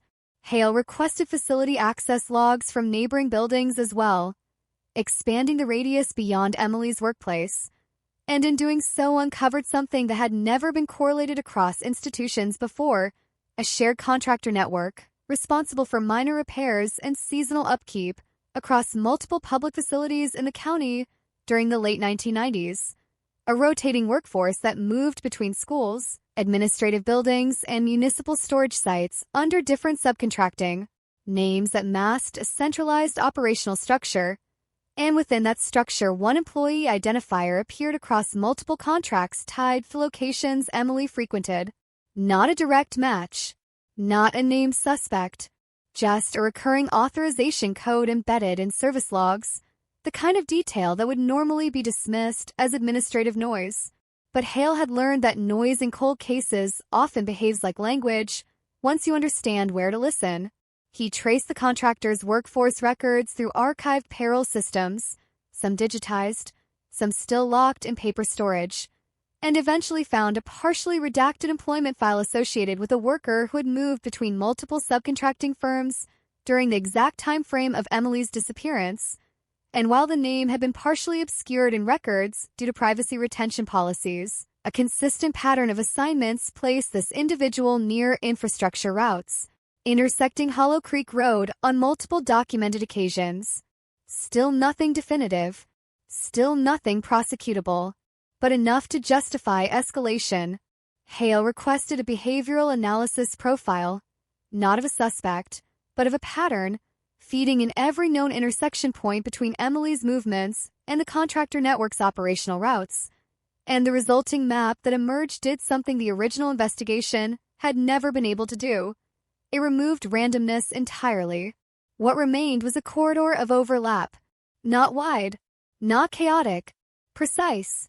A narrowing sequence of time windows where Emily Carter and an unidentified contractor-managed vehicle system repeatedly occupied the same geographic space within minutes of each other over several weeks leading up to her disappearance. The implication was no longer speculative. It was structural convergence. Meanwhile, forensic teams revisited the original roadside scene using enhanced terrain reconstruction models, layering modern satellite imaging with historical land elevation data. And what they discovered was a subtle but critical shift in road geometry over time. A slight regrading of the shoulder area during a resurfacing project that had occurred years after the incident, effectively erasing microtopographical features that could have indicated vehicle positioning, tire alignment, or temporary stops, and that meant early investigators had been working with a landscape that was already partially altered, unknowingly interpreting a reconstructed surface as if it were original evidence. That realization forced Hale to reevaluate every conclusion drawn from witness statements, because perception is deeply dependent on terrain, and when terrain changes, memory becomes even less reliable than it already is. He returned to the earliest surviving witness interviews, not summaries, not transcripts, but audio recordings were available, and began isolating environmental cues embedded in speech patterns, pauses, hesitation points, background noise, and one recording in particular stood out, not because of what was said, but because of what was not fully explored at the time. A witness who mentioned seeing brake lights followed by what they described as a second set of movement near the shoulder, something partially obscured by fog and tree line, something that suggested a second vehicle positioned at an angle rather than parallel to the road. At the time, investigators had interpreted this as visual confusion under poor lighting conditions. But with the reconstructed terrain data, Hale saw a different possibility. Angle mattered, position mattered, visibility lines mattered, and Hollow Creek Road, in its 1998 configuration, contained a natural visual blind pocket created by slight elevation drop and dense tree cover that would have concealed roadside activity from passing drivers traveling northbound at moderate speed. It was not invisibility, it was selective visibility, which is far more dangerous in investigative terms because it creates environments where actions can occur in plain geography without producing reliable witnesses. Hale compiled a new reconstruction model and overlaid Emily's known timeline, and for the first time, the sequence did not feel like a disappearance, but like a staged interruption, a moment where motion was deliberately halted under conditions that minimized observation risk, and everything pointed toward a short, controlled interaction window, lasting less than 10 minutes. Then something changed. Not in the evidence. In the system reviewing it. A sealed addendum from the original investigation was finally released after Hale submitted a formal override request, and inside it was a brief note from a responding officer at the time of the disappearance that had never been included in public files, a reference to an unregistered roadside service vehicle observed near Hollow Creek Road shortly after the estimated time of Emily's last confirmed phone call, described as stationary with hazard lights active, positioned partially off-road as if conducting recovery operations. At the time, the observation had been dismissed because no corresponding dispatch record existed. But now, with the contractor network established, the presence of such a vehicle no longer seemed anomalous. It seemed coordinated. The moment Hale read the note, The investigation stopped feeling like it was uncovering fragments of the past and started feeling like it was approaching a system that had been designed to avoid recognition from the beginning. He drove back out a Hollow Creek Road again that night, not for evidence collection, but for spatial understanding, and as his headlights cut through the same stretch of asphalt where Emily's car had once been found, he noticed something he had not registered before. The road did not just pass through open countryside. It funneled movement, naturally guiding vehicles into a slight deceleration zone where roadside visibility increased just enough to encourage caution without triggering full stops, a subtle architectural effect created by road curvature and terrain elevation that made brief roadside interactions almost instinctive rather than deliberate. And in that realization, something shifted in Hale's understanding of the case. Because the most important question was no longer what happened to Emily Carter. It was why that specific location allowed something to happen without resistance from anyone passing through it. And as the wind moved through the fields on either side of the road, carrying the low sound of distant traffic that never quite reached the shoulder where everything had once stopped, Hale finally understood that Hollow Creek Road had never been empty enough to be safe. It had only ever been quiet enough to be overlooked. By the time the case file reached what Hale privately called the pattern threshold, it no longer behaved like a collection of evidence, but like a tightly wound system reacting to pressure. And every new document he opened seemed less like discovery and more like retrieval, as if the truth had been sitting in place all along, waiting for the right sequence of attention to unlock it. The breakthrough came from something so ordinary it had survived every previous review without consequence. A set of seasonal road maintenance invoices from the County Highway Department dated in the months surrounding Emily Carter's disappearance, pages of routine work orders, asphalt patching schedules, drainage clearing logs, all the bureaucratic noise that normally dissolves into administrative storage after audit closure. But Hale was no longer reading them for content. He was reading them for timing, and timing, once isolated, began to form a shape that no one had recognized in 1998 because no one had been looking for coordinated repetition across multiple departments. What he found was a sequence of maintenance activities that consistently aligned with reported contractor movement in the same geographic corridor, not as obvious overlap, but as subtle preparation, resurfacing sections occurring days before documented subcontracted roadside service activity, shoulder reinforcement completed shortly before towing and recovery assignments increased, vegetation trimming scheduled around sightline improvements that coincided with higher traffic incident reports in the same area. And while none of these actions were suspicious individually, together they formed a pattern that suggested environmental conditioning rather than simple infrastructure upkeep. Hale requested archival planning memos, internal communications, anything that might explain the scheduling logic, and what he received was a fragmented trail of departmental coordination notes referencing budget optimization, emergency responsiveness, and seasonal efficiency. But buried within those neutral terms was a repeated phrase that caught his attention: incident probability corridor, used in multiple unrelated documents without explanation or definition, as if it were an understood concept among planners who never expected outsiders to examine the terminology closely. He traced the phrase back through older municipal guidelines and discovered that it referred informally to sections of rural roadways statistically prone to breakdowns and weather-related stoppages. But in practice, it had evolved into something more operational, a classification used to prioritize infrastructure readiness in zones where vehicle interruptions were more likely to occur under certain conditions. And Hollow Creek Road appeared repeatedly in those classifications during late 1990s, revisions despite no significant change in geography or traffic volume that would normally justify such attention. That inconsistency forced Hale to widen the investigation beyond law enforcement entirely, into civil planning archives, transportation safety audits, and contractor performance evaluations.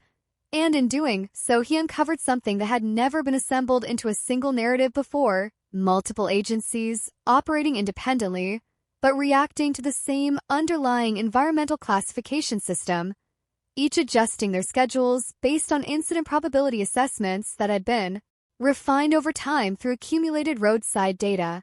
And within that system, Emily Carter's final known route became something far more specific than a path home from work. It became a transit through a zone that multiple agencies had already identified as behaviorally unstable. Not dangerous in an obvious sense, but in a probabilistic sense. A place where interruptions were expected often enough to justify operational readiness. Hale stared at the map overlays for a long time before speaking to anyone, because what he was seeing suggested that Emily's disappearance may not have occurred in a random gap in oversight, but inside a structured environment where interruptions were statistically anticipated, and therefore implicitly accommodated. Meanwhile, the forensic lab returned a second round of results from the microscopic fragment analysis, this time focusing not on composition, but on stress deformation patterns within the material itself. And what they identified was a subtle compression signature consistent with mechanical pressure applied unevenly over time. Not a single impact event, but repeated loading and unloading under vehicle weight, suggesting that the fragment had been embedded in a structure exposed to motion and restraint rather than a static surface. And that finding aligned with Hale's growing theory that multiple vehicles may have been present during the critical time window. To test that hypothesis, he requested recalibration of the original scene reconstruction using updated physics modeling software, incorporating vehicle weight distribution, road gradient, and friction coefficients derived from historical weather data. And when the simulation ran across hundreds of iterations, a consistent outcome emerged, a scenario in which a primary vehicle could be stopped at the shoulder, while a second vehicle positioned itself at an offset angle within the natural blind zone of the road, creating a spatial configuration that would limit external visibility while allowing controlled interaction between occupants or operators. The model did not explain intent. It only confirmed feasibility. But feasibility, in cold cases, is often the bridge between mystery and mechanism. At the same time, Hale revisited Emily's final phone call metadata, not the content, which had been lost to time, but the network routing details preserved in telecom archives, and discovered a subtle routing anomaly indicating that the call had briefly passed through a regional switching station typically reserved for emergency overflow traffic during high-volume congestion periods. A routing decision that should not have been necessary under normal rural conditions at that time of day. That anomaly suggested either unexpected network load or manual rerouting intervention. Neither option was typical. Neither was ever documented, and both implied external interference at the infrastructural level, something beyond individual actors, something embedded within systems designed to operate invisibly. Hale requested access logs for that switching station, but was informed that historical records from that specific node had been partially lost during a hardware migration several years after the incident, a transition that coincidentally overlapped with a broader telecommunications infrastructure upgrade across the region, leaving a gap in archived network behavior data precisely during the time frame that mattered most. The absence of data was no longer surprising. It was expected. And that expectation itself was becoming the most disturbing pattern of all. Later that night, Hale met again with Emily's family, not to present conclusions, but to reconstruct emotional context, and as the conversation unfolded, a detail emerged that had never been fully explored in earlier interviews. Emily had recently begun expressing mild frustration about recurring delays during her commute, not mechanical delays, not traffic congestion, but brief interruptions that seemed to occur at unpredictable points along her route. Moments where she would lose time, without clear explanation, arriving home slightly later than expected without remembering anything specific, causing the delay. At the time, her family assumed it was stress, workload fatigue, the normal accumulation of minor inconveniences in a teacher's daily routine. But in hindsight, those small gaps in continuity now carried a different weight, because they suggested repeated encounters with interruption points that were never escalated into concern. And once those moments were placed alongside contractor movement logs and road classification data, they formed a pattern that was no longer random. It was rhythmic, predictable in its unpredictability, which meant something or someone had been operating within it for a long time before Emily Carter ever disappeared. Hale left the house without making promises he couldn't guarantee, and as he drove back toward the station, he realized the case had reached a point where every new discovery no longer felt like progress toward resolution, but like descent into a structure that had existed beneath the surface of ordinary life for years without ever being questioned. And Hollow Creek Road, still miles behind him in the darkness, no longer felt like a location. It felt like a mechanism that had once been triggered and never fully reset. The next phase of the investigation didn't open with a breakthrough. It opened with a contradiction so small it almost went unnoticed. A single line buried in a defunct contractor's scheduling ledger that stated a route deviation approval for a vehicle assigned to Hollow Creek Road on the evening of Emily Carter's disappearance. And what made it dangerous wasn't the wording itself, but the fact that the approval timestamp had been logged 42 minutes after the vehicle was already documented as active in the field. Hale stared at the entry for a long time, not because it was dramatic, but because it violated the basic logic of operational sequencing, authorization following action instead of preceding it, a reversal that only makes sense if systems are being adjusted after the fact to match events that have already occurred, and that realization introduced a new possibility into the case file. Not that records were missing, but that records had been adapted. He requested the full audit trail of the contractor database, including edit histories, revision logs, and administrative overrides, and what surfaced was a fragmented architecture of corrections layered over time, entries modified weeks, months, and in some cases years after initial input, not in a uniform pattern of cleanup, but in targeted clusters around specific dates tied to rural roadside assignments. And Hollow Creek Road appeared again and again within those clusters, like a fixed point around which administrative adjustments repeatedly orbited. The implication was subtle but profound, because it suggested that the documentation of events was not a passive reflection of what had happened, but an actively maintained narrative, adjusted whenever inconsistencies threatened to surface under scrutiny. And while Hale could not yet determine intent, the structure itself indicated awareness. Someone, or something, had been aware that the record required shaping. Meanwhile, forensic linguists brought in to review archived dispatch communications identified a recurring phrasing anomaly in the terminology used by roadside service coordinators during that period, a set of standardized expressions that appeared overly formal for rural operations, terms like controlled roadside engagement and non-collision vehicle stabilization event, language that obscured more than it described.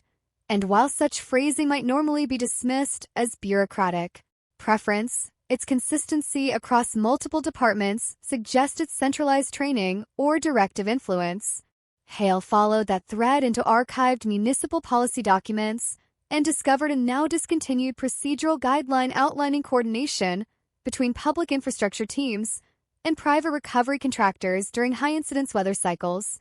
And within that guideline was a reference to pre-incident staging zones, designated areas where vehicles could be positioned in anticipation of expected roadside events, a concept that reframed accident response not as reaction, but as pre-positioned readiness.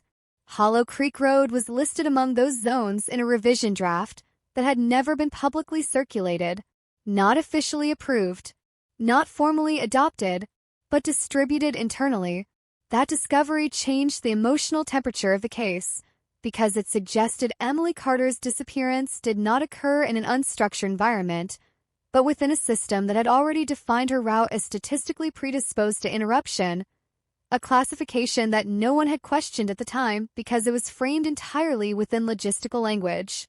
Hale requested interviews with retired infrastructure planners, and one former county engineer agreed to speak under conditions of anonymity, describing a period in the late 1990s when rural traffic management was undergoing experimental optimization studies aimed at improving emergency response efficiency in low-density regions. And while most of those studies focused on winter accidents and mechanical breakdowns, there was an underlying component involving predictive modeling of roadside stoppages, attempting to anticipate where vehicles were most likely to require assistance based on terrain, curvature, and driver behavior patterns.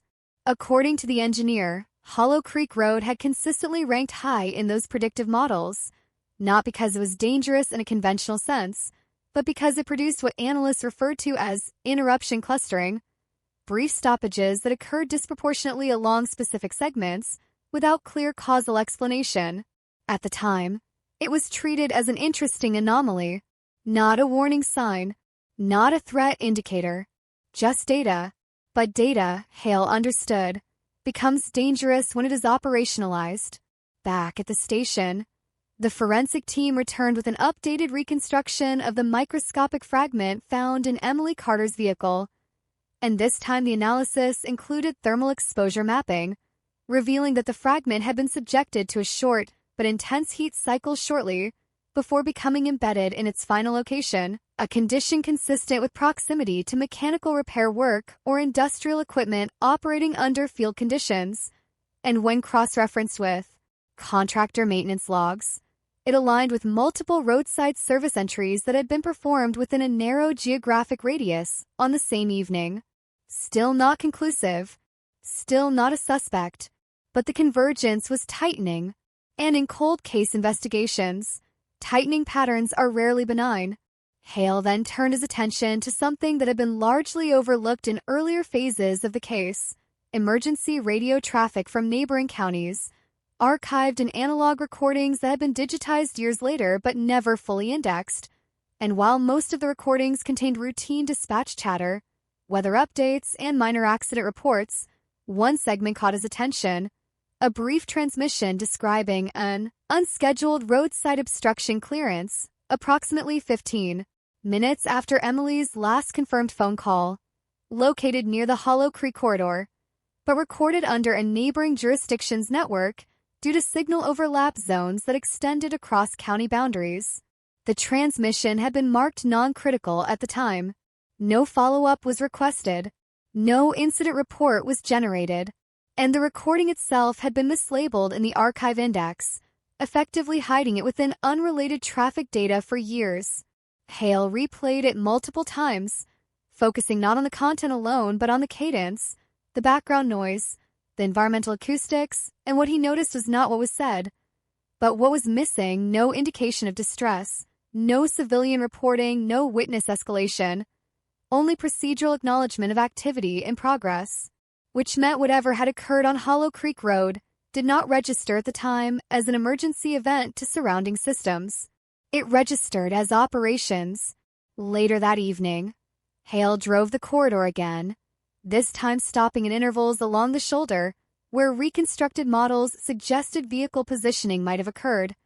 And as he stood in the cold air beside the road, he began to notice how naturally the terrain absorbed sound, how passing vehicles faded into distance faster than expected, how tree lines disrupted visibility in ways that created brief but complete isolation pockets, even within otherwise open stretches, and it became clear that the road did not need to hide anything actively. It only needed to interrupt perception long enough for actions to complete without external acknowledgement. And that realization reframed the entire case once more. Because if Emily Carter had not simply vanished, but been interrupted within a structured operational environment, then the investigation was no longer searching for a singular act. It was searching for a sequence that had been absorbed into systems designed to normalize interruption as routine. And as Hale stood there listening to the wind move through the fields, he understood something that made the case feel suddenly closer than it had ever been before. The truth was not buried under secrecy. It was buried under procedure. The word procedure began to behave differently in Hale's mind after that night. No longer a neutral administrative term, but a kind of camouflage that allowed extraordinary events to pass through ordinary systems without triggering alarm. And once that idea took hold, every document in the case files started to feel reinterpretable, not because the facts had changed, but because the framework around them had finally been exposed as something constructed rather than natural. The next anomaly appeared in a place no one had expected to yield anything new, archived insurance liability adjustments tied to municipal subcontractors operating in rural Michigan during the late 1990s. Thousands of pages of standardized forms processed in bulk, most of them never examined beyond compliance verification. But Hale wasn't looking for claims. He was looking for timing discrepancies. And what he found was a recurring pattern of incident normalization entries submitted shortly after roadside service operations along specific corridors, including Hollow Creek Road, where minor vehicle recovery events were consistently followed by administrative reclassification that downgraded certain responses from emergency intervention to routine clearance support. At first glance, this seemed like harmless bureaucratic refinement, but the repetition suggested something more structured, a system designed to absorb variability into predefined categories after the fact, effectively smoothing out irregular events until they appeared statistically unremarkable. And that meant the historical record was not simply incomplete, it had been systematically standardized.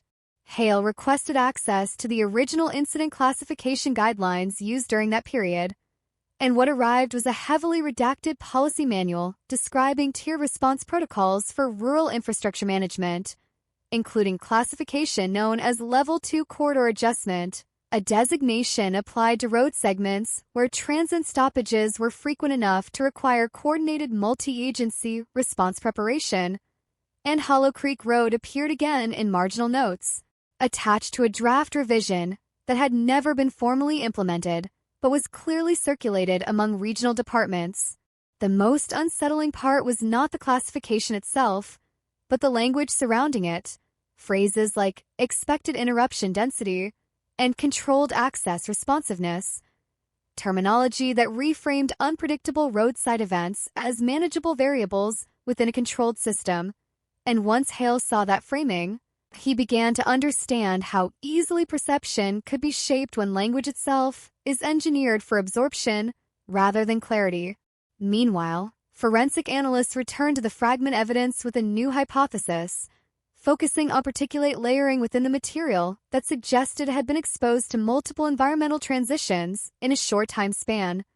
Not stationary contamination, but sequential repositioning, as if the fragment had moved through different physical contexts before becoming embedded in its final resting place. And when cross-referenced with reconstructed vehicle movement models, this pattern, aligned with a scenario involving brief transport between two separate locations within the same evening window.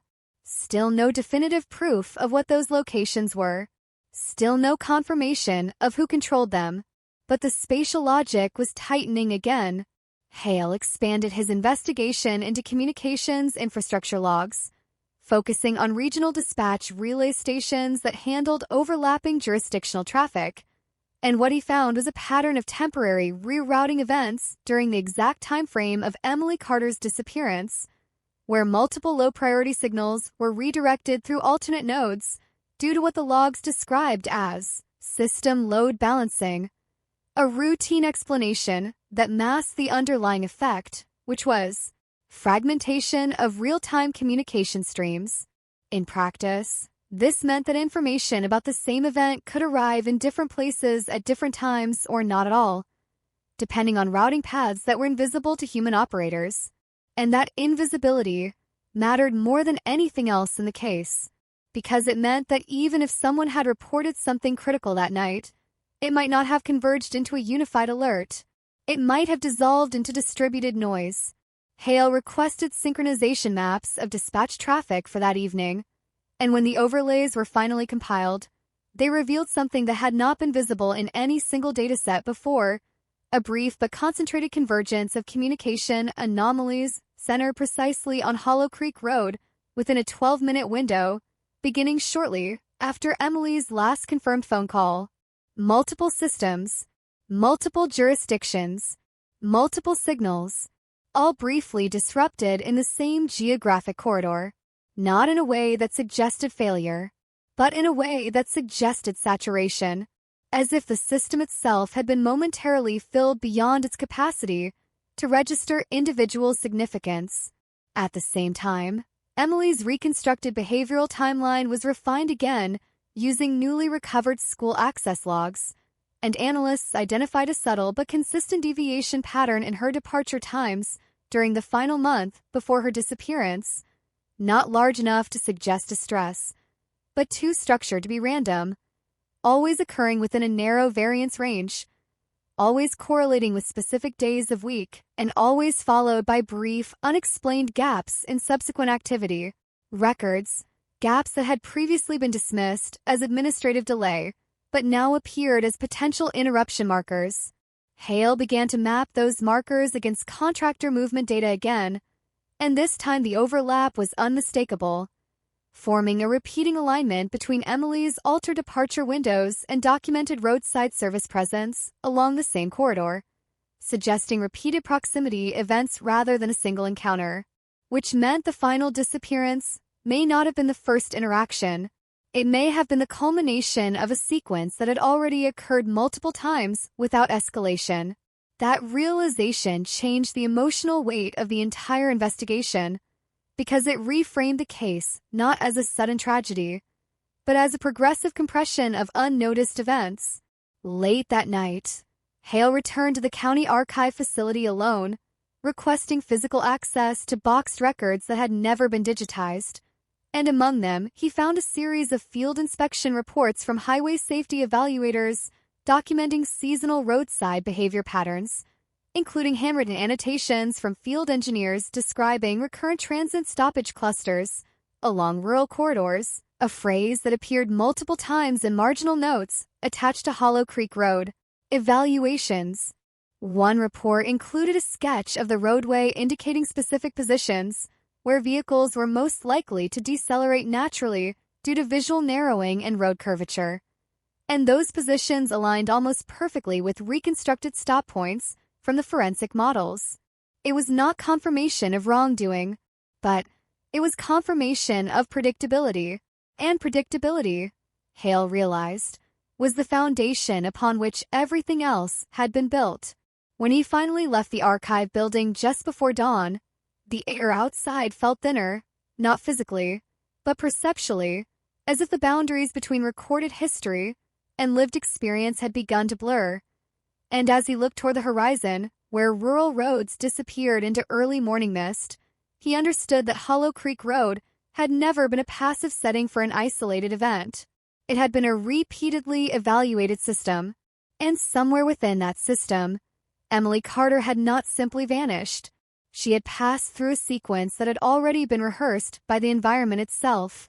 By the time Hale reached what he privately called the sequence wall, the investigation had stopped behaving like a linear search for answers and started behaving like a layered structure that revealed itself only when examined from multiple angles at once. And every new dataset he opened no longer felt independent, but like a continuation of the same underlying mechanism expressed through different administrative languages. The next layer came from something deceptively mundane. Vehicle telemetry records recovered from a defunct fleet management system used by county subcontractors in the late 1990s, a system originally designed to track maintenance schedules and fuel usage for roadside service vehicles, not investigative reconstruction, and most of its data had been considered too incomplete to be useful in any criminal context. But Hale wasn't looking for completeness. He was looking for repetition across incomplete traces, and what emerged from the fragmented logs was a recurring pattern of engine activation cycles along rural corridors that aligned with reported roadside assistance activity.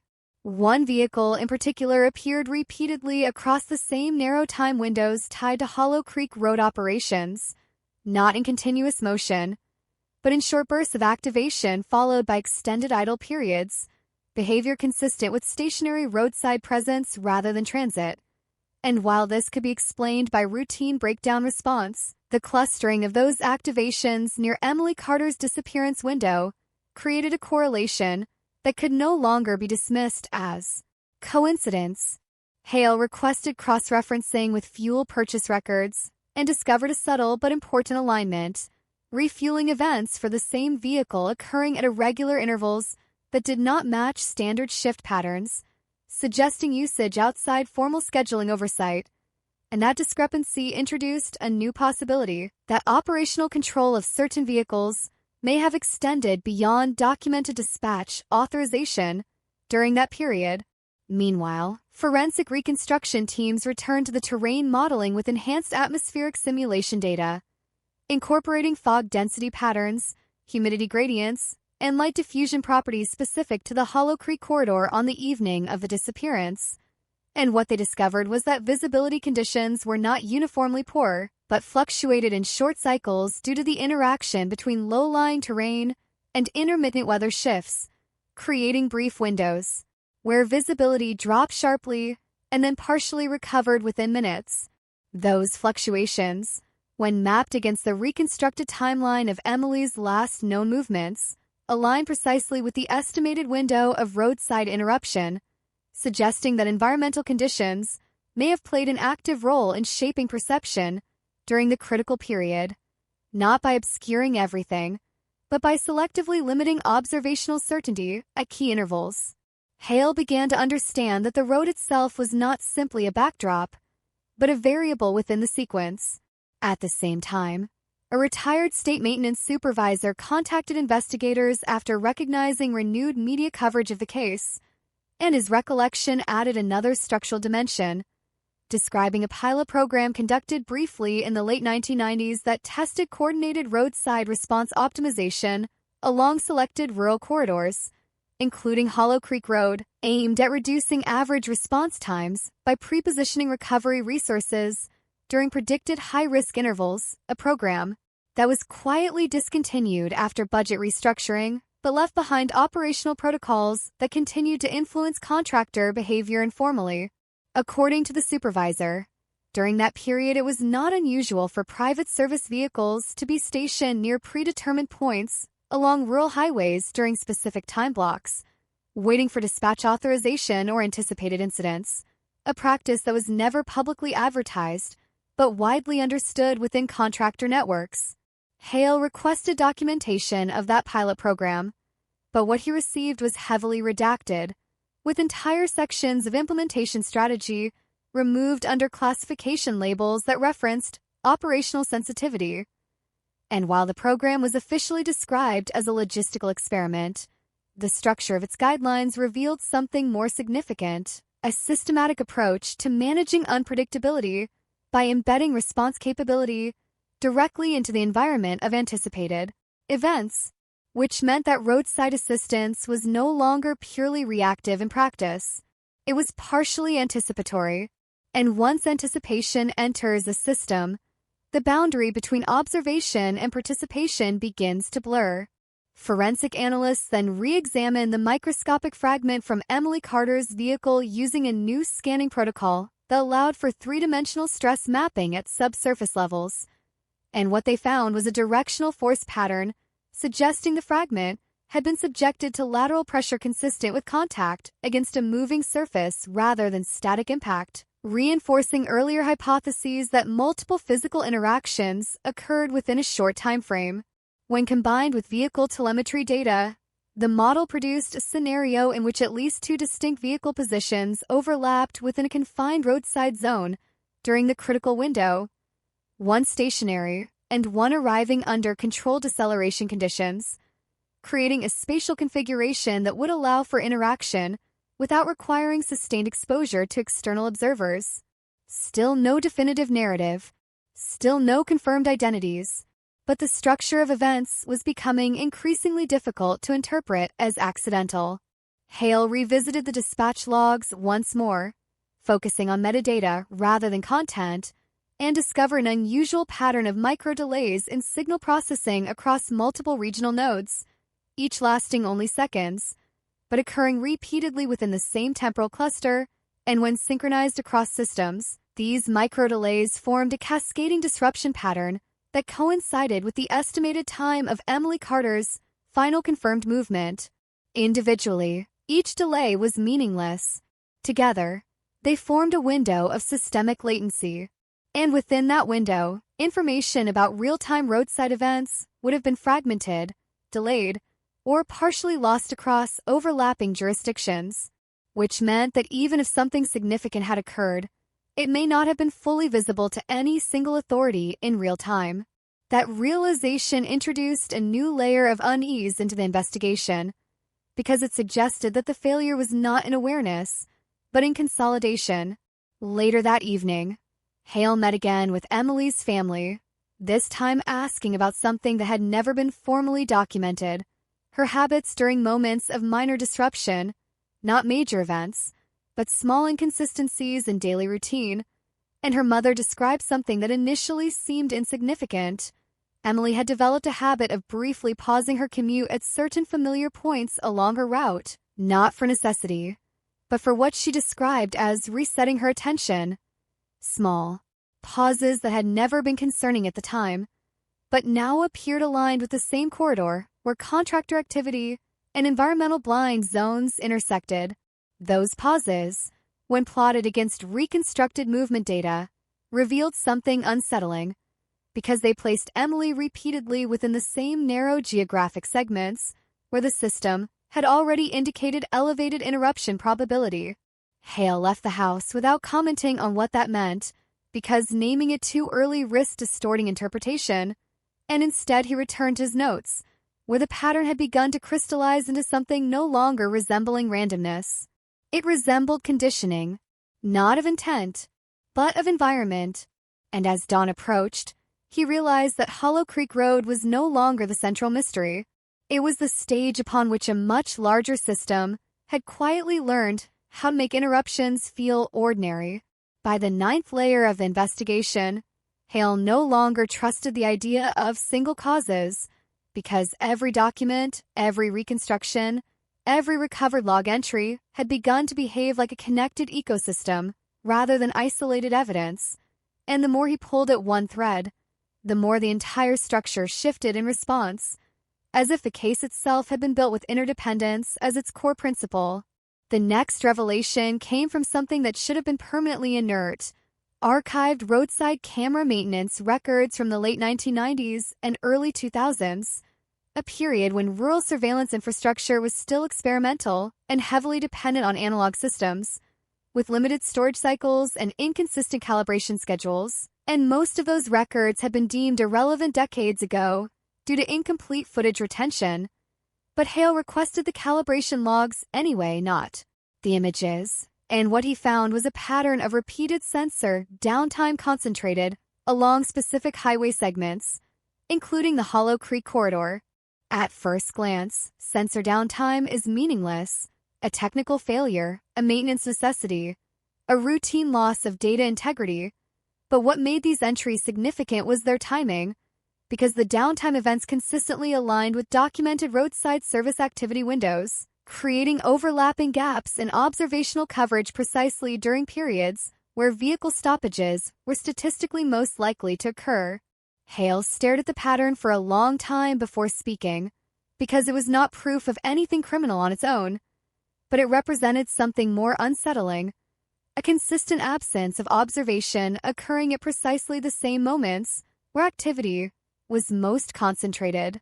He requested hardware replacement logs for those same camera systems and discovered that many units had been swapped or recalibrated shortly after periods of high interruption activity, not in response to failure reports, but as part of scheduled maintenance cycles, which meant that observational blind spots were not accidental, but periodically refreshed.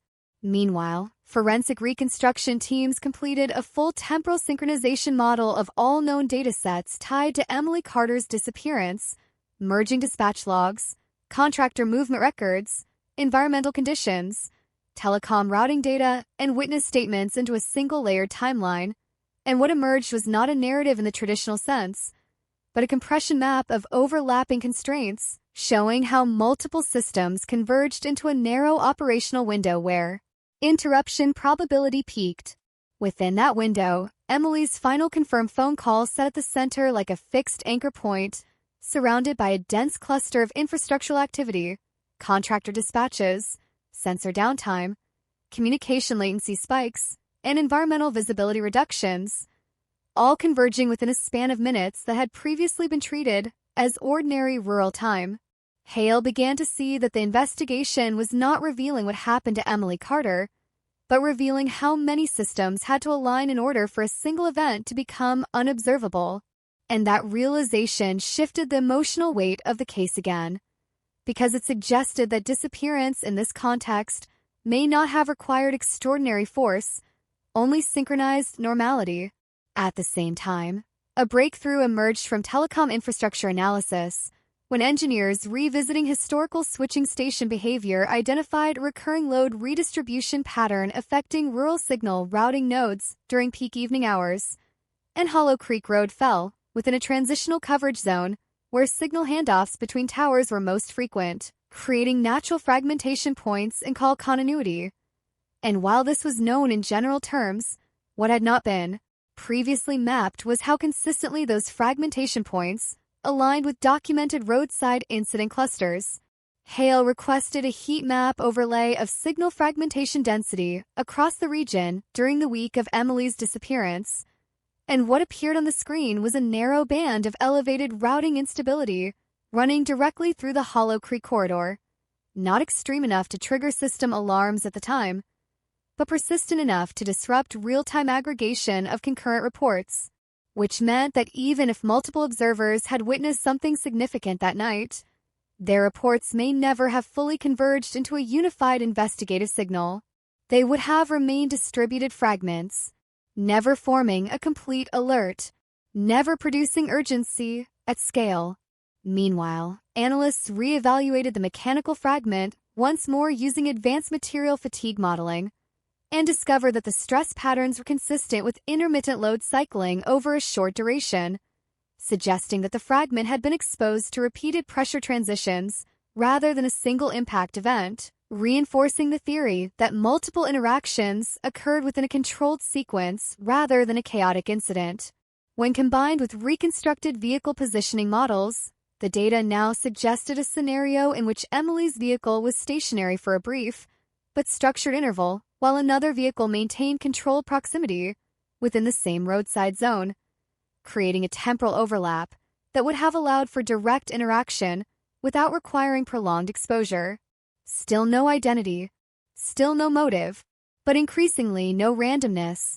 Hale returned again to archived dispatch communications, this time focusing on the human layer within the system, the operators, the coordinators, the individuals who process calls during low-staff evening shifts, and he discovered a recurring dispatcher identifier appearing in multiple records tied to rural roadside clearance requests, including the Hollow Creek corridor. And while the name itself had no immediate significance, the frequency of involvement across unrelated incidents suggested procedural centralization of decision-making during peak load periods. He requested personnel rotation logs, and found that during the month of Emily's disappearance, staffing levels had been reduced due to administrative restructuring, meaning fewer operators were responsible for a larger volume of overlapping jurisdictional calls, increasing the likelihood of delayed or rerouted signal processing. And that created another layer of structural vulnerability, because systems under load do not fail visibly. They degrade in ways that preserve operational appearance while losing fidelity. Later that evening, Hale met with Emily's sister again and asked a question he had avoided until now: whether Emily had ever mentioned feeling as though her environment was subtly changing around her, not in obvious ways, but in small, repeated inconsistencies that were hard to articulate. Her sister hesitated before answering, then described a period in which Emily had mentioned feeling as though certain stretches of her drive home seemed less familiar than they should. Not because anything physically changed, but because she occasionally questioned whether she had passed the same points in the same order as before, a sensation she dismissed as fatigue or distraction at the time. But now, within the reconstructed timeline, those descriptions aligned with documented variations in environmental conditions, lighting shifts, and route interruptions caused by temporary construction and contractor activity, which meant Emily's perception had not been inaccurate. It had been fragmented. Hale left the meeting with a growing awareness that the case was no longer about what was hidden from view, but about how many layers of reality could overlap without ever fully synchronizing into a single readable event. And as he drove back through the night, the road ahead felt less like a path forward and more like a sequence already written, waiting for someone to finally read it in the correct order. By the 10th phase of the investigation, Hale had stopped expecting new evidence to behave like revelation, because nothing in the Hollow Creek case revealed itself cleanly anymore. Everything arrived as distortion first, clarity second, and even then only partially, as if the truth itself had been fragmented through too many systems before reaching him intact. The next breakthrough came from an unexpected source: archive procurement records for emergency roadside equipment purchased by county contractors in the years surrounding Emily Carter's disappearance, a collection of invoices and delivery confirmations that should have been purely logistical. But Hale was no longer treating logistics as neutral, because logistics had become one of the primary carriers of pattern in this case. What he found was a repeated allocation of portable roadside lighting units, traffic cones, and temporary hazard markers assigned disproportionately to the Hollow Creek corridor during late afternoon and early evening windows. Not enough to indicate a permanent staging zone, but too consistent to be dismissed as coincidence. And when cross-referenced with contractor dispatch logs, these equipment deployments aligned almost perfectly with recorded service activity in the same area. Hale requested warehouse storage records for the same equipment, and discovered that items were frequently checked out and returned within narrow time intervals, often within the same operational day, suggesting mobile repositioning rather than static deployment. And that detail changed the interpretation entirely, because it implied active setup and removal cycles designed around specific time-sensitive conditions, rather than general preparedness. Meanwhile, forensic analysts returned to the environmental reconstruction models with updated vegetation growth data from historical aerial imagery. And what they discovered subtly altered the geometry of visibility along Hollow Creek Road in 1998, showing that tree density and roadside brush coverage at the time created intermittent visual occlusion zones that were far more pronounced than modern conditions, producing a corridor where line of sight could be broken in unpredictable but repeatable segments depending on vehicle speed and position. When integrated into the simulation, those occlusion zones aligned with the exact location of Emily Carter's abandoned vehicle, reinforcing the possibility that any roadside activity occurring there would have been intermittently hidden from passing drivers, even under otherwise clear conditions. Hale began layering these findings into a unified temporal spatial model, and what emerged was not a narrative of disappearance, but a structure interaction window shaped by three overlapping systems: environmental visibility fluctuation, contractor-controlled roadside infrastructure deployment, and communication network fragmentation. Each system alone was benign. Together, they created conditions where interruption could occur without producing a coherent observational record. At the same time, a long-dormant lead resurfaced when a retired state highway surveyor contacted Hale after reviewing renewed internal interest in the case, and what he described added another dimension to the pattern, explaining that during a brief infrastructure optimization initiative in the late 1990s, select rural corridors were evaluated not only for safety and traffic efficiency, but also for response predictability, measuring how consistently roadside incidents could be anticipated and managed under varying environmental conditions. According to the surveyor, Hollow Creek Road had been classified informally as a high predictability variance corridor, meaning that while incidents were not frequent, when they did occur, they tended to cluster in short temporal windows under specific environmental triggers, such as dusk lighting shifts and seasonal fog transitions. That classification had never been officially published in public-facing documents, but it had influenced how maintenance and contractor readiness was distributed along the corridor.